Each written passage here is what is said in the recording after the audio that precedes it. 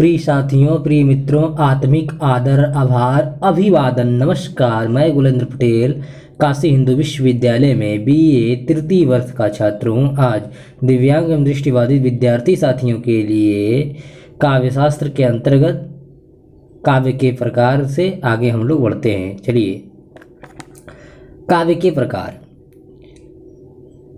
प्रकार ये हम लोगों का दूसरा वीडियो है काव्यशास्त्र का। काव्य के प्रकार।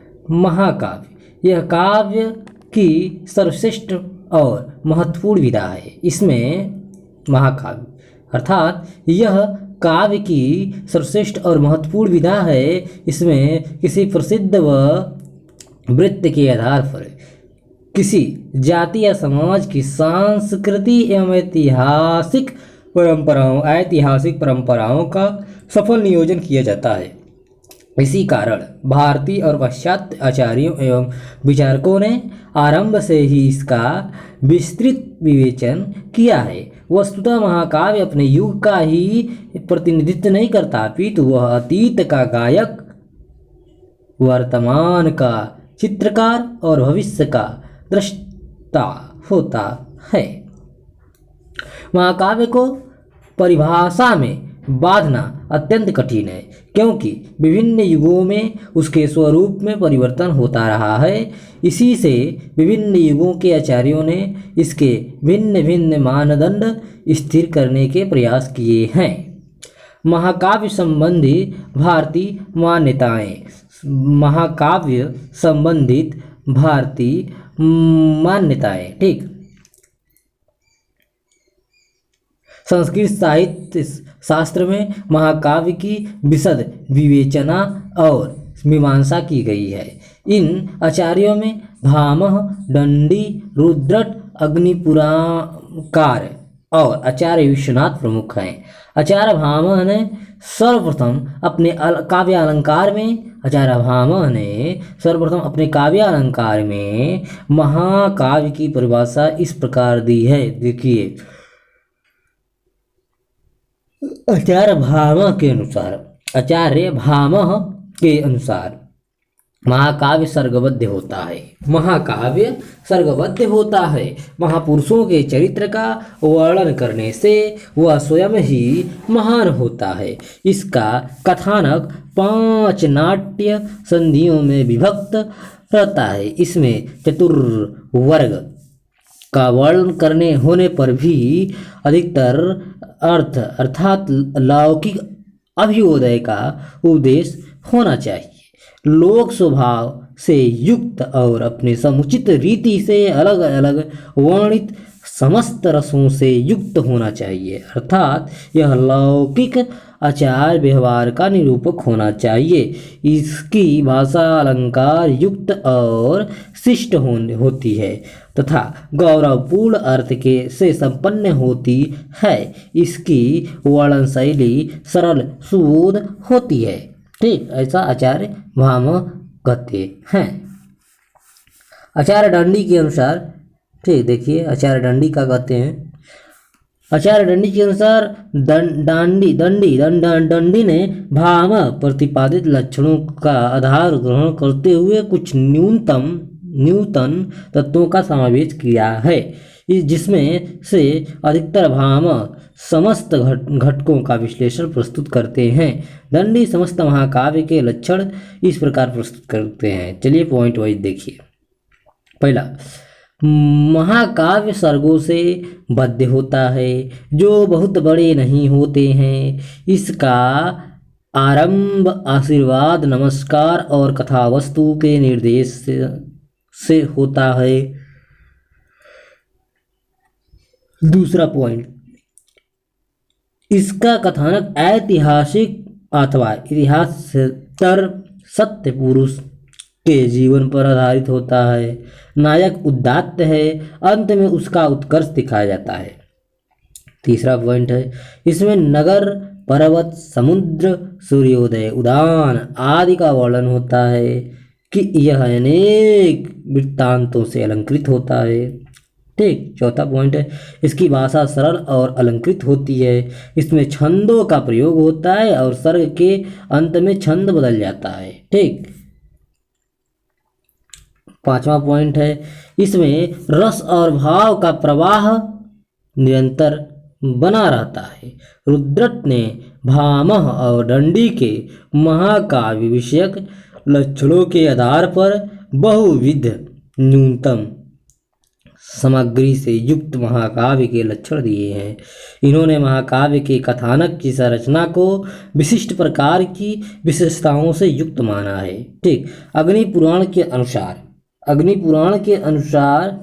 अग्निपुराण द्वारा प्रस्तुत महाकाव्य के लक्षण इस प्रकार प्रस्तुत हैं। देखिए पॉइंट वाइज। सर्गबद्ध को महाकाव्य कहते हैं। इसका आरंभ संस्कृत से होता है। इसका मृत इतिहास कथा से अथवा इतिहासेतर व्यक्ति से संबंधित हो। इसमें मंत्रणा, दूत प्रेषण, युद्ध आदि का वर्णन हो, किंतु अति विस्तृत हो। इसमें नगर वर्णन, समुद्र, पर्वत, ऋतु, चंद्र, सूर्य, आश्रय, उद्यान, जल क्रीड़ा, उत्सव आदि को लोकातिशयी वर्णन किया जाए। इसका नायक चतुर्वर्ग की प्राप्ति करे। इसमें सक्वरी, अति सक्वरी, जगती आदि छंदों का प्रयोग हो। इसमें सभी वृत्तियों, रीतियों और गुणों का प्रयोग हो और सभी रसों से पुष्ट हो। आचार्य विश्वनाथ के अनुसार, देखिए आचार्य विश्वनाथ के अनुसार भामह, दंडी, रुद्रट और अग्निपुराण के अतिरिक्त कुछ अन्य स्रोतों से भी विशिष्ट सामग्री को ग्रहण करते हुए आचार्य विश्वनाथ ने अपने ग्रंथ साहित्य दर्पण में महाकाव्य के लक्षण अपेक्षाकृत स्वच्छ और विशद रूप में प्रस्तुत किए हैं। वे कहते हैं, सर्गबन्धो महाकाव्यम तत्रैको नायकः शूरः सदोषः क्षत्रियो वापि धीरोदात्त गुणान्वितः एक वंशभावा भूपा कुलजा बहवो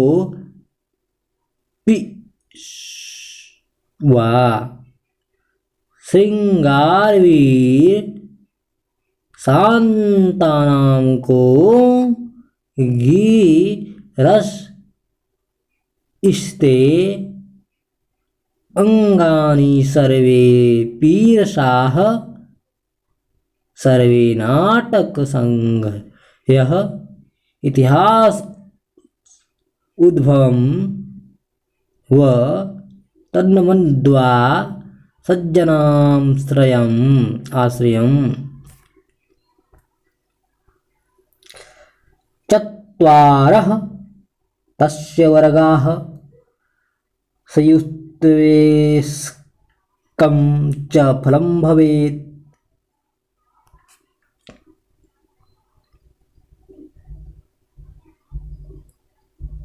कविर्तस्य वा नायकस्तेरस्य वा।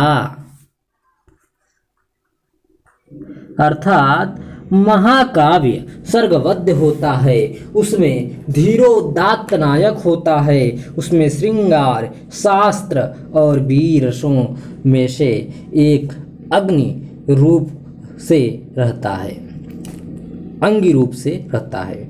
नाटक की सब संधियाँ होती है, उसमें लोक प्रसिद्ध तथा कथा होती है। चतुर्वर्ण में से एक उसका फल होता है। एक सर्ग में एक छंद होता है, किंतु अंत में पद्य भिन्न छंद वाला होता है। उसका नाम कवि अथवा चरित्र नायक के नाम से होना चाहिए।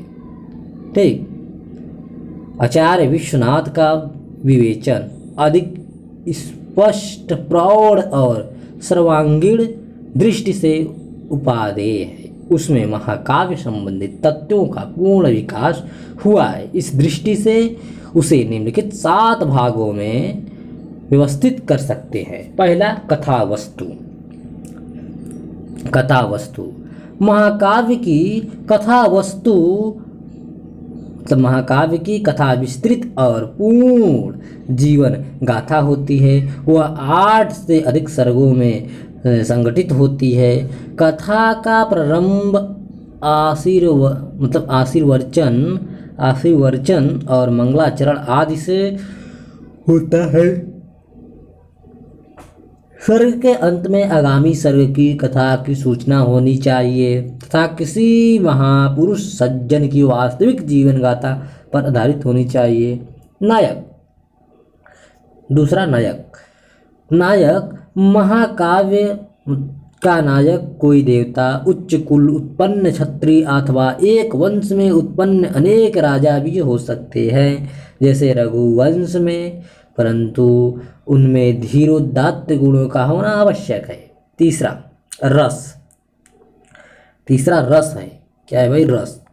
रस महाकाव्य में सभी रसों का होना आवश्यक है, परंतु प्रमुख रूप से श्रृंगार, वीर, शांत, इन तीनों रसों में से एकाकी प्रमुखता अनिवार्य है।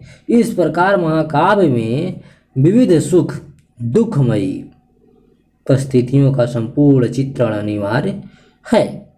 चौथा, छंद। एक सर्ग में एक ही छंद अनिवार्य है। सर्ग के अंत में छंद बदलना चाहिए। छंद चमत्कार या अद्भुत रस की निष्पत्ति के लिए एक सर्ग में अनेक छंदों का प्रयोग भी किया जा सकता है। ठीक। पांचवा है वर्णन। महाकाव्य में विविधता और यथार्थता दोनों का होना आवश्यक है। अतः जीवन के सभी सदृश्यों प्रतीकों मतलब सदृश्य प्रतीक के विभिन्न रूपों और विविध भावों का वर्णन महाकाव्य में आवश्यक है। उसमें सज्जनों की प्रशंसा और दुर्जनों की निंदा का भी विधान होना चाहिए, ताकि समाज में एक आदर्श की स्थापना हो सके। नामकरण। महाकाव्य का नाम कवि, नायक या कथा वस्तु के आधार पर होता है। ख्यात व्यक्ति होने के कारण उसके संबंध में भाव हमारे अंदर पहले से ही विद्यमान रहते हैं, जो वर्णन के द्वारा जागृत हो जाता है या हो जाते हैं। ठीक। सातवां, उद्देश्य। महाकाव्य का उद्देश्य धर्मार्थ का मोक्ष की प्राप्ति मानी गई है। इसका विश्लेषण करें तो हम देखते हैं कि नायक या तो परोपकार के कार्य या सिद्धांत की रक्षा के लिए अपने जीवन को व्यतीत करता है, या विजय द्वारा किसी समृद्धि को प्राप्त करता है। इन उद्देश्यों के सिद्धि के लिए संघर्ष, साधना, चरित्र विकास तथा अन्य उच्च गुण आवश्यक हैं। इनका चित्रण विभिन्न परिस्थितियों की पृष्ठभूमि में किया जाता है। डॉक्टर गुलाब राय के अनुसार महाकाव्य यह विषय प्रधान काव्य है जिसमें किसी अपेक्षाकृत बड़े आकार में जाति में प्रतिष्ठित और लोकप्रिय नायक के उदात्त कार्यों द्वारा जाति भावनाओं, आदर्शों और आकांक्षाओं का उद्घाटन किया जाता है। इस प्रकार डॉक्टर गुलाब राय जी ने महाकाव्य में जातिगत प्रतिनिधित्व पर अधिक बल दिया है। आचार्य रामचंद्र शुक्ल ने महाकाव्य के लिए 4 तत्वों का आवश्यक माना है: इतिवृत्ति, वस्तु व्यापार वर्णन, भाव व्यंजना और संवाद। उनके अनुसार इतिवृत्ति व्यापक तथा सुसंगठित वर्णन, वस्तु वर्णन विस्तृत और भावों को तरंजित करने वाला, भाव व्यंजना वैविध्यपूर्ण एवं तीव्र संवाद रोचक और नाटकीय होने चाहिए। मूर्धन्य आलोचक डॉक्टर नागेंद्र ने महाकाव्य में 5 तत्वों की अवस्थिति पर बल दिया है।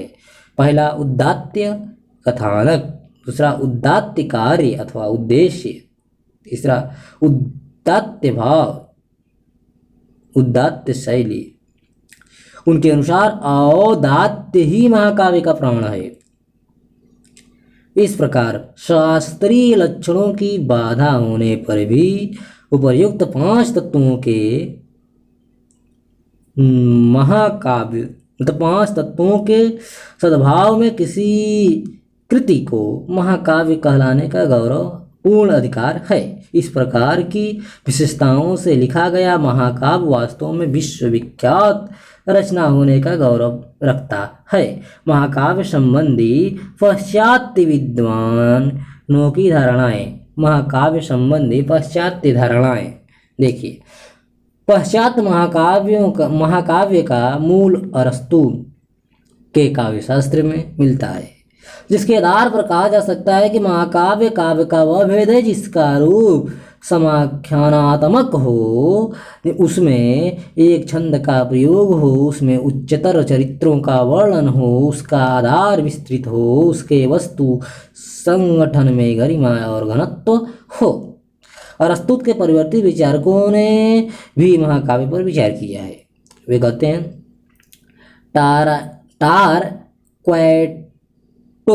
क्वाइटो टैंसो के अनुसार महाकाव्य में आश्चर्यकारी काल्पनिक वृत्तांतों का समावेश रमणीयता को बढ़ाता है। महाकाव्य में सामयिक घटनाओं का वर्णन उचित नहीं होता है और न ऐसी प्राचीन घटनाओं का वर्णन हो जिसके अंतर्गत अत्यंत विचित्र और अविश्वसनीय घटनाएं हो। उसमें ऐतिहासिकता का समावेश हो, उसमें वैचित्र्य और आश्चर्य का भाव समाहित हो। पैसो ट्रेजेडी के समान महाकाव्य में करुणा और भय के भावों को आवश्यक नहीं माना है।